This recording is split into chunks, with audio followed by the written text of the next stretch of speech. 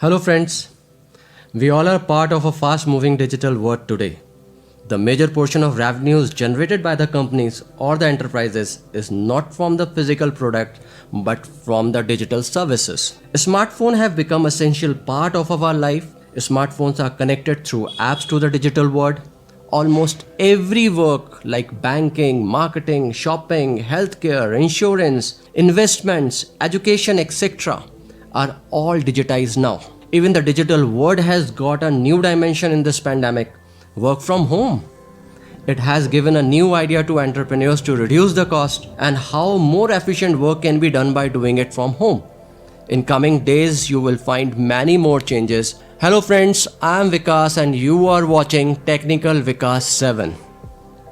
As the Indian government has also introduced a new education policy which add coding as a vocational subject for class 6 onward students and has also introduced artificial intelligence. Though this video is not on new education policy but it is an appreciating futuristic step from the government. Coding is omnipotent in this digital world.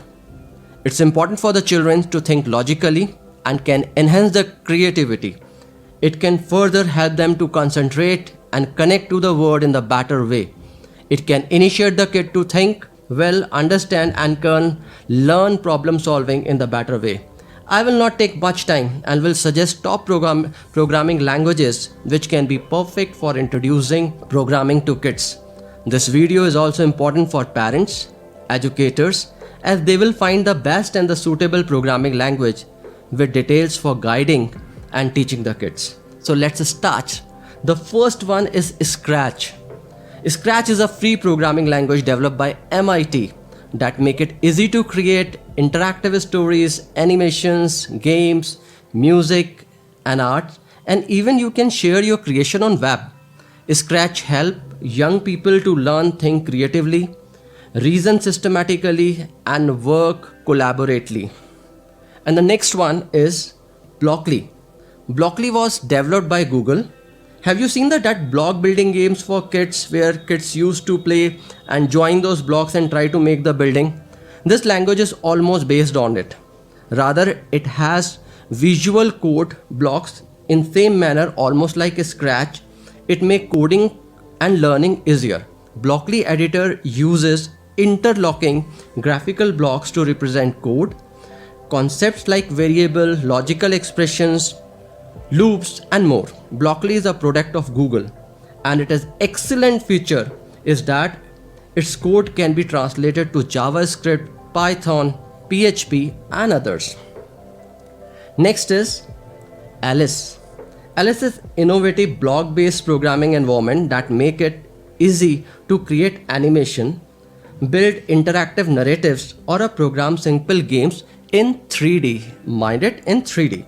Alice is designed to teach logically and computational thinking skills, fundamental principles of programming, and to be a first exposure to object-oriented programming language. You'll get more idea about what is object-oriented language when you'll start doing the programmings. Next one is HTML and CSS. Web language HTML and CSS are not technically programming language, but sometimes they are erroneously called as programming language. Learning it is important for kids to learn HTML and CSS as they allow them to think in the fashion that how it works on internet, how websites are being created, how apps are being created.